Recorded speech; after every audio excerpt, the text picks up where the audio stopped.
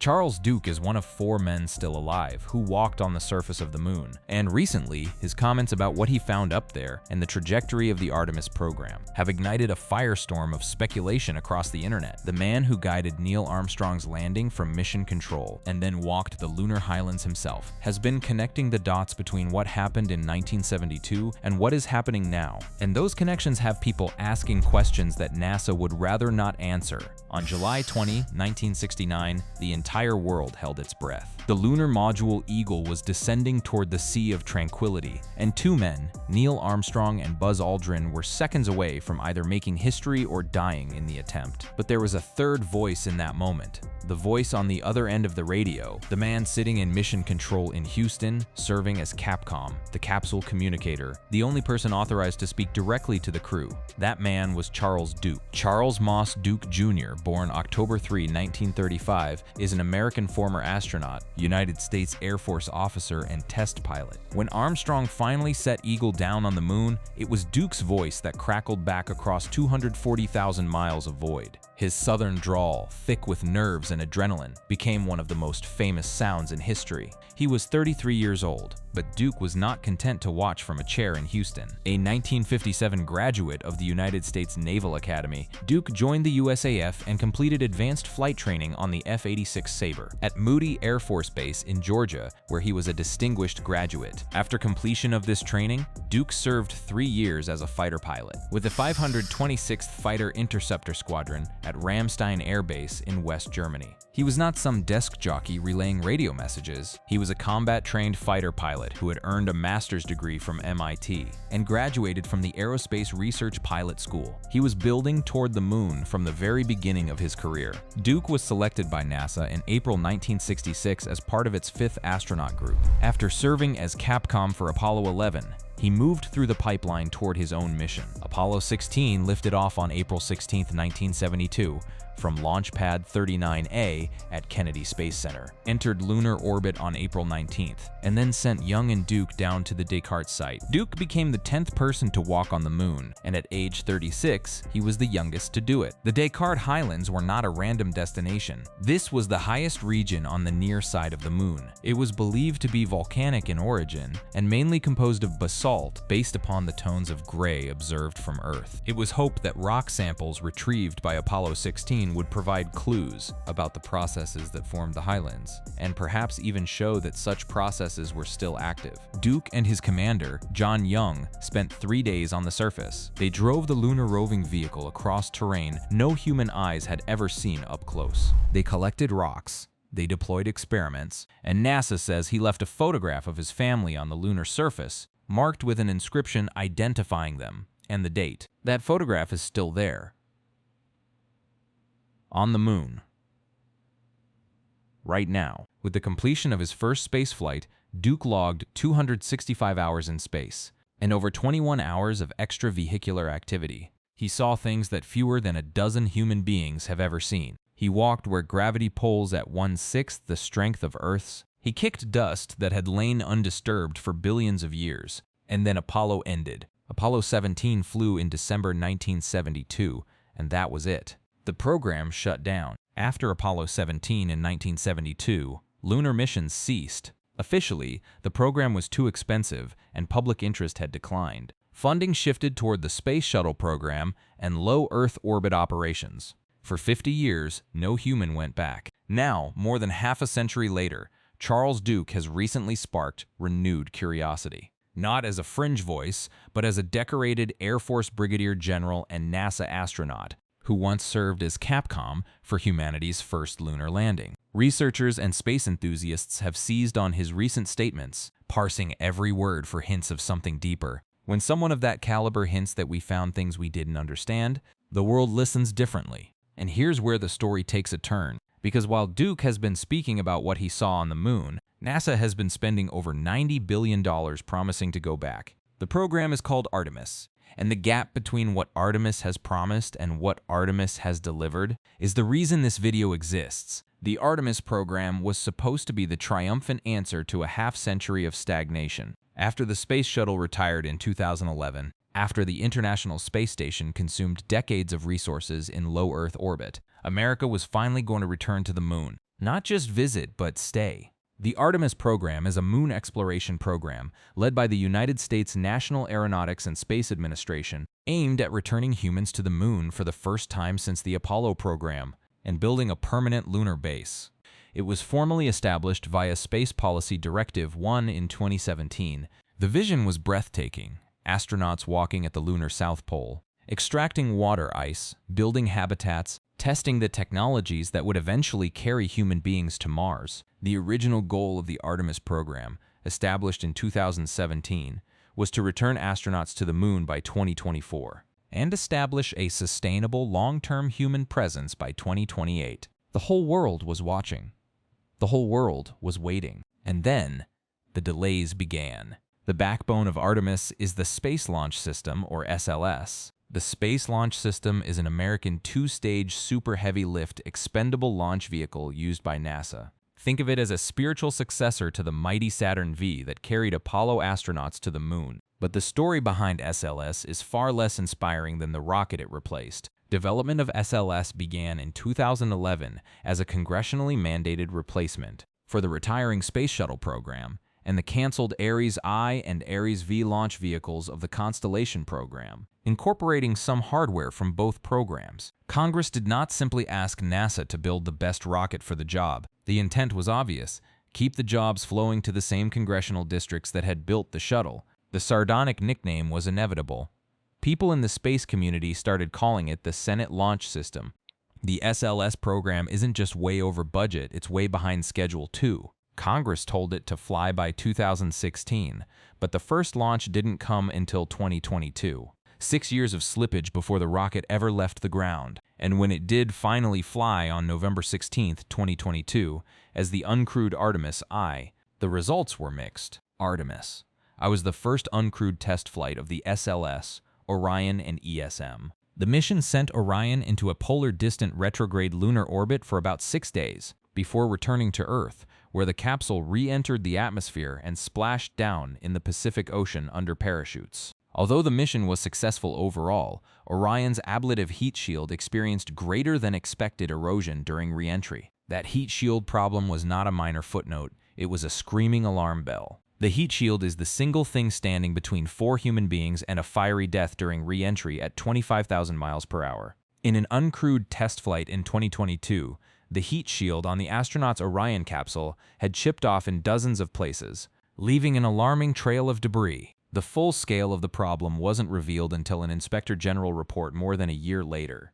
NASA spent months analyzing the data, running additional tests, and convening review boards. NASA did not simply press ahead despite the heat shield anomaly. They conducted over 100 tests, ran extensive modeling, and involved independent review teams. Then they made decisions, trajectory changes, material improvements based on real data. But the fix was not a new heat shield. The fix was a different flight path. The solution for Artemis II is not to replace the heat shield now, but to adjust the re-entry path and apply lessons learned to future shields. NASA decided the existing heat shield for Artemis II is acceptable, provided the re-entry trajectory is modified to reduce the time the shield spends in the problematic temperature-pressure range. It also means changing how far Orion travels between entering the atmosphere and splashdown. Not everyone was convinced. In January 2026, NASA Administrator Jared Isaacman stated that he supported proceeding with Artemis II using the existing heat shield. After reviewing the agency's analysis and meeting with engineers and outside experts, some participants who had previously expressed concerns indicated that the additional data addressed their questions, while others continued to object to flying the mission without a redesigned heat shield. The delays cascaded. First, Artemis II was pushed from late 2024 to September 2025, then to February 2026. This was reforecast for early 2026. But launches were called off in both February and March 2026 due to hydrogen leaks and other problems. Eventually, Artemis II launched on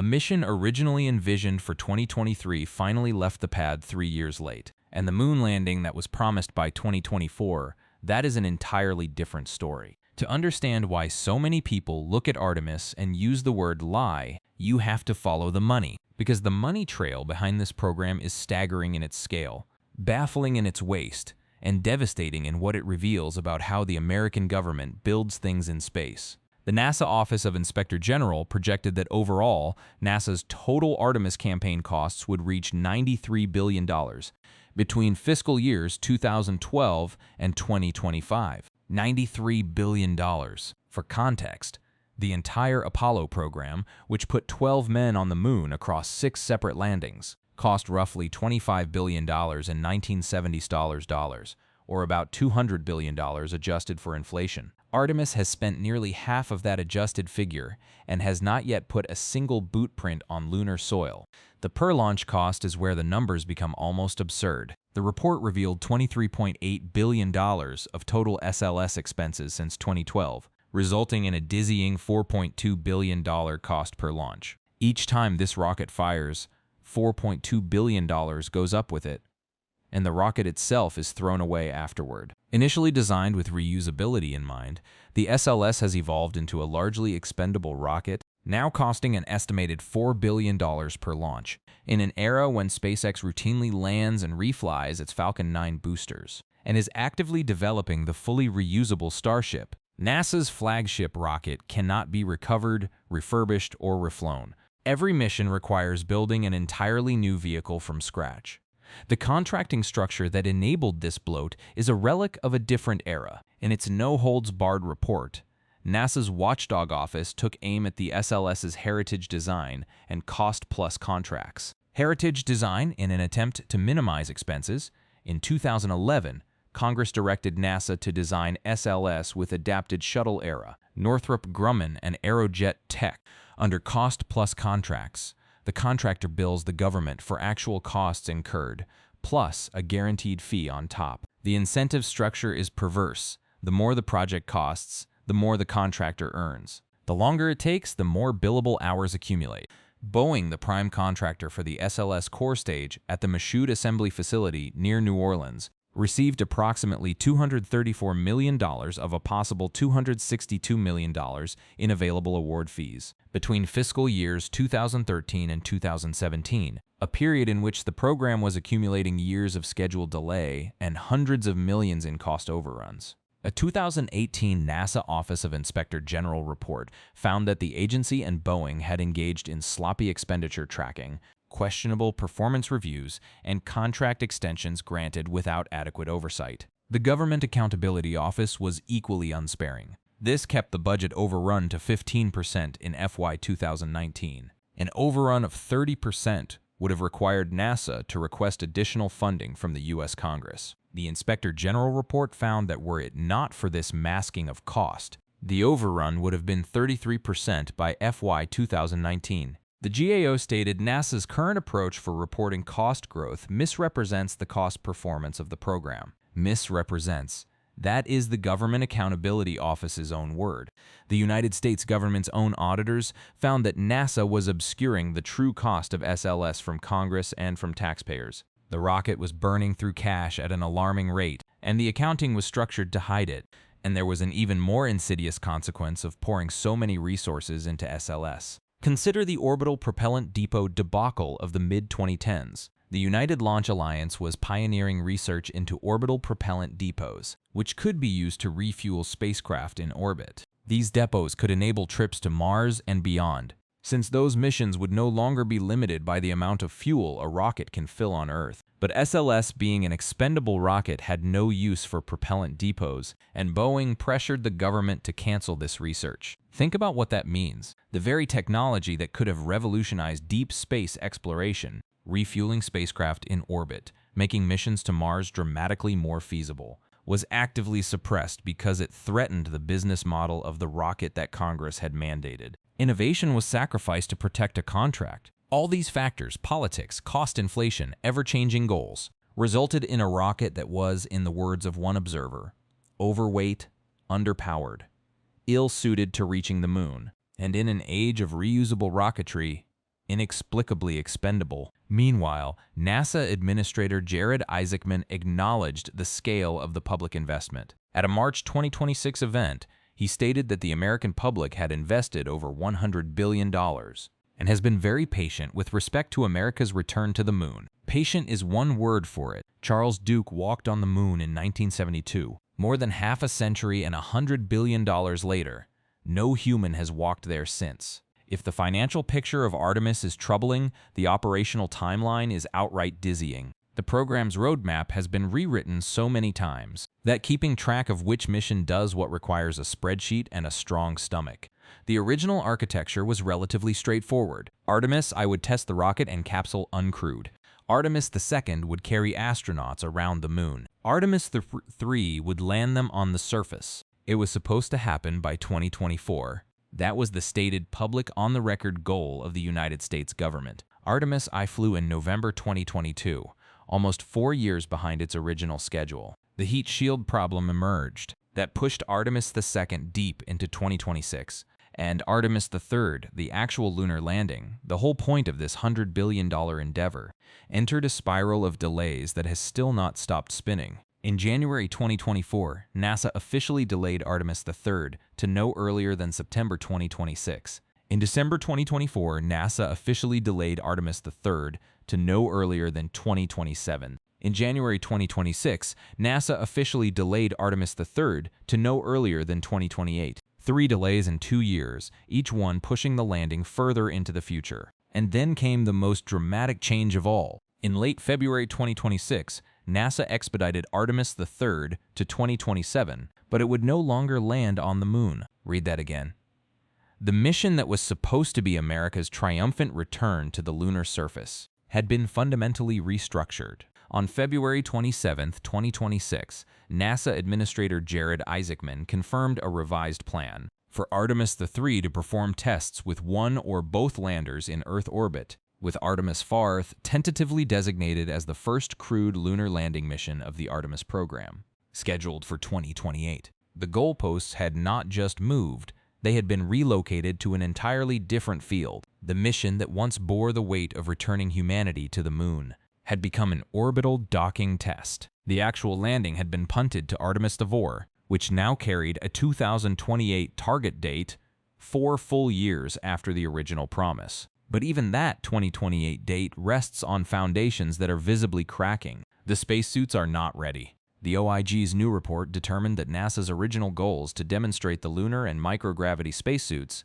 in 2025 and 2026, respectively, were overly optimistic and unrealistic. Both suits are at least a year and a half behind schedule, as Axiom is currently planning for spacesuit demonstration readiness in late 2027. However, if Axiom's testing schedule follows historical averages, the spacesuit demonstrations would not occur until 2031. 2031.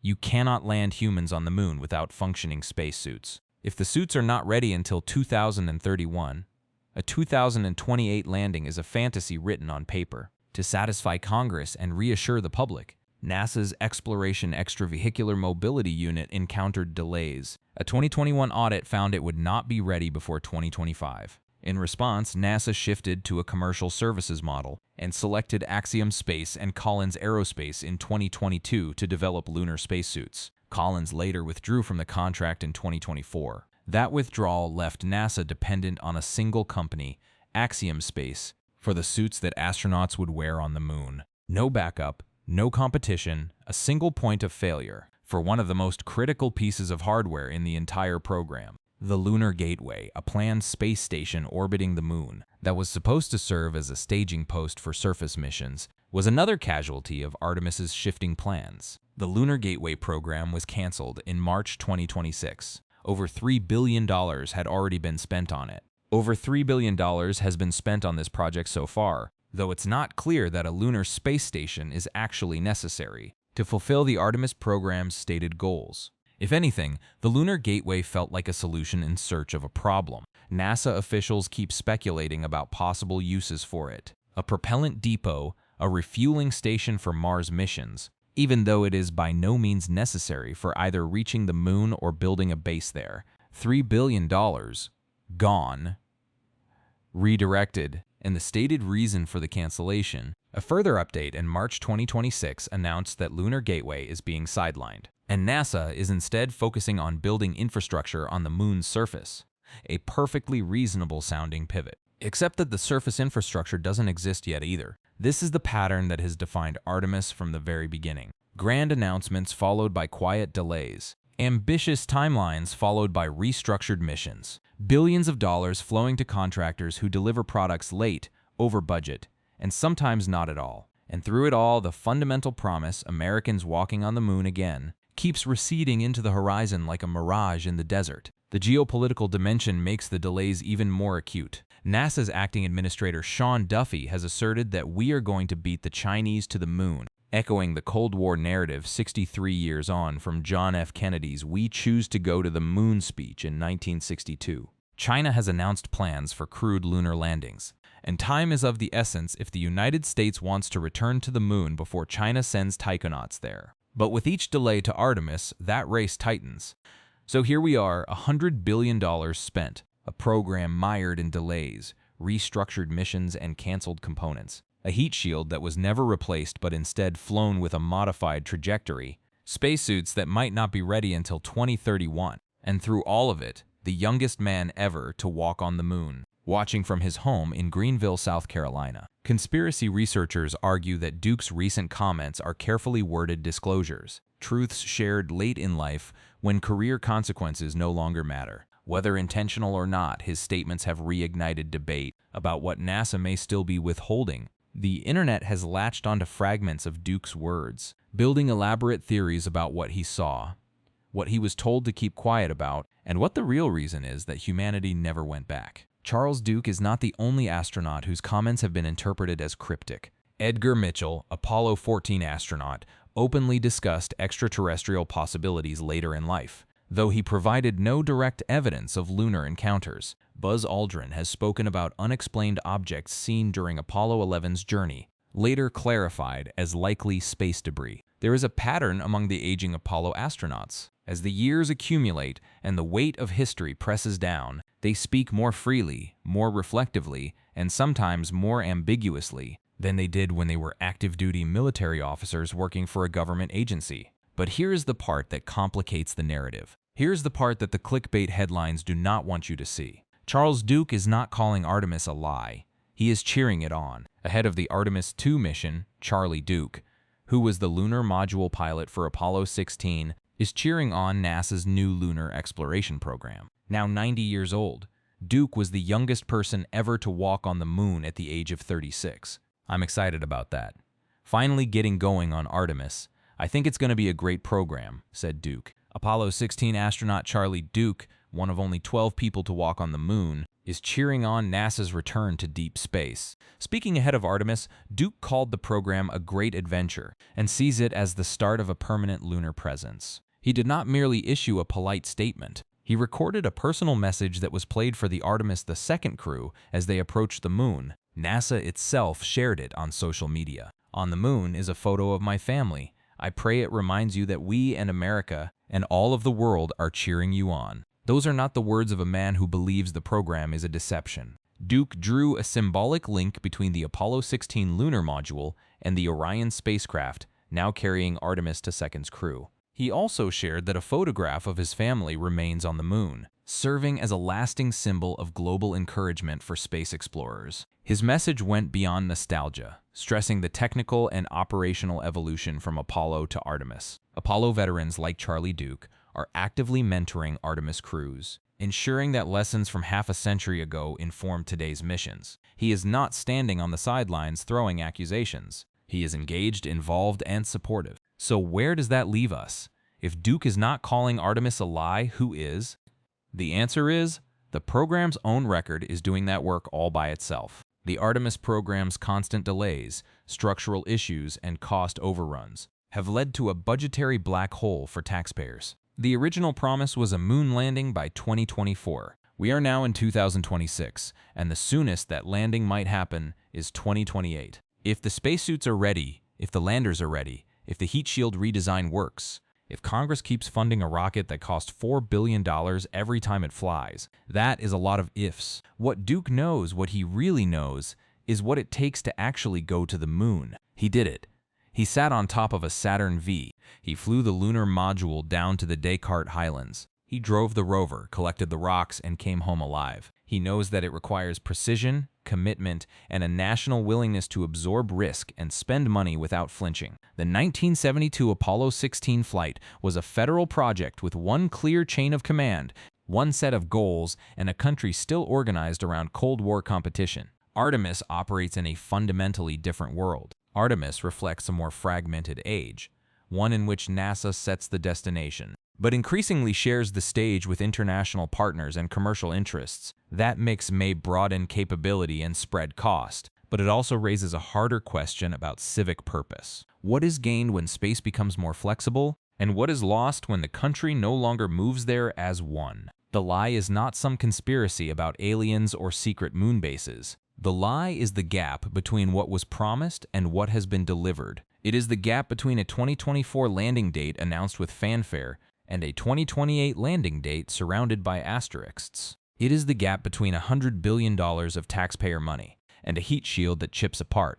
It is the gap between bold speeches about beating China to the lunar South Pole and an OIG report that says the spacesuits might not work until 2031. Charles Duke knows what is up there. He has been there. He left a family photograph on the surface that has been sitting in the lunar dust for over 50 years, slowly being bleached by cosmic radiation. And when the Artemis II crew flew past the moon in April 2026, covering 694,481 miles and reaching 252,756 miles from Earth, farther than Apollo 13 astronauts traveled in 1970, Duke was watching and he was hopeful. His reflections land at a moment when NASA is trying to turn a one-off feat into a sustained presence, with the moon again serving as a test of how much national will still exists behind American exploration. Maybe the real question is not whether Artemis is a lie. Maybe the real question is whether the country that sent Charles Duke to the moon in 1972 still has the focus,